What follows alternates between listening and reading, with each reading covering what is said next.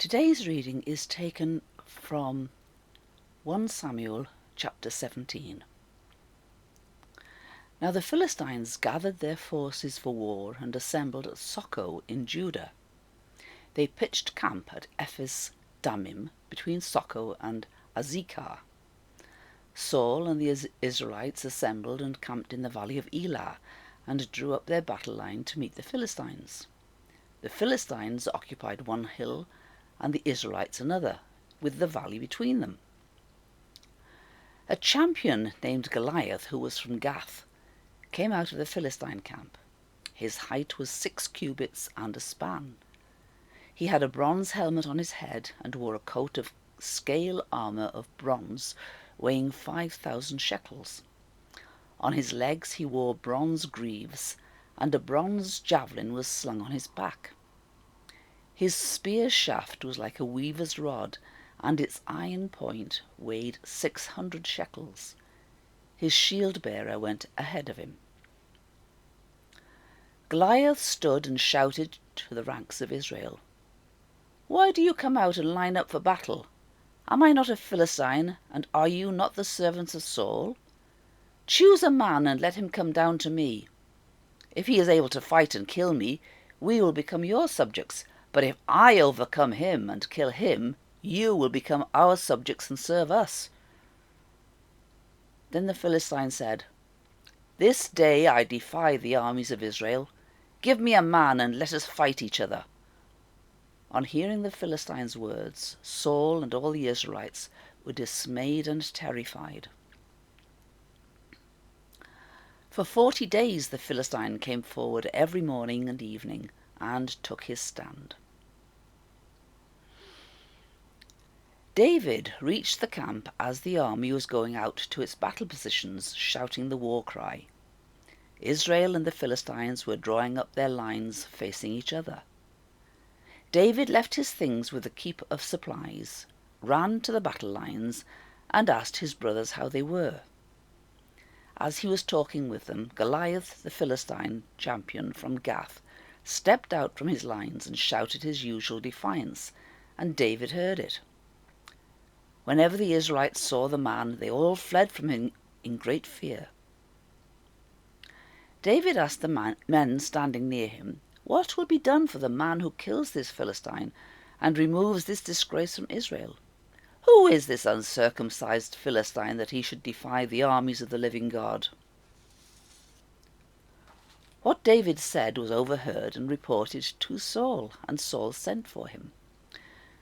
David said to Saul, Let no one lose heart on account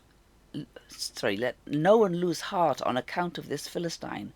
Your servant will go and fight him." Saul replied, "You are not able to go out against this Philistine and fight him.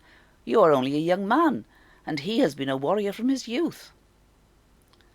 But David said to Saul, "Your servant has been keeping his father's sheep. When a lion or a bear came and carried off a sheep from the flock, I went after it, struck it, and rescued the sheep from its mouth. When it turned on me, I seized it by its hair, struck it, and killed it. Your servant has killed both the lion and the bear. This uncircumcised Philistine will be like one of them, because he has defied the armies of the living God.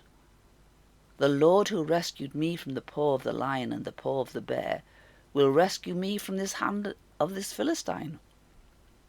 Saul said to David, "Go, and the Lord be with you." Then Saul dressed David in his own tunic. He put a coat of armour on him and a bronze helmet on his head. David fastened on his sword over the tunic and tried walking around, because he was not used to them. "I cannot go in these," he said to Saul, "because I am not used to them." So he took them off. Then he took his staff in his hand, chose 5 smooth stones from the stream, put them in the pouch of his shepherd's bag, and, with his sling in his hand, approached the Philistine. Meanwhile, the Philistine, with his shield-bearer in front of him, kept coming closer to David. He looked David over and saw that he was little more than a boy, glowing with health and handsome, and he despised him. He said to David, "Am I a dog that you come at me with sticks?" And the Philistine cursed David by his gods. "Come here," he said, "and I'll give your flesh to the birds and the wild animals."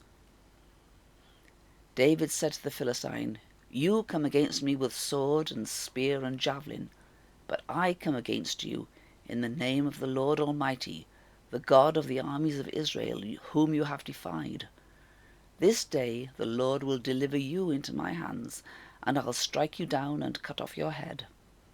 This very day I will give the carcasses of the Philistine army to the birds and the wild animals, and the whole world will know that there is a God in Israel.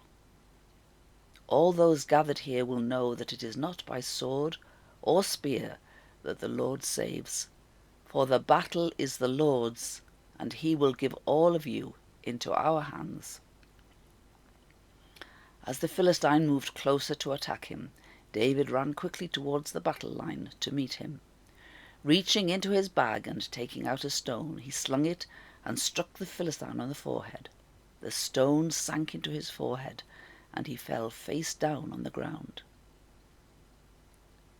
So David triumphed over the Philistine with a sling and a stone. Without a sword in his hand, he struck down the Philistine and killed him. David ran and stood over him. He took hold of the Philistine's sword and drew it from the sheath. Afterwards he killed him. He cut off his head with the sword. When the Philistines saw that their hero was dead, they turned and ran.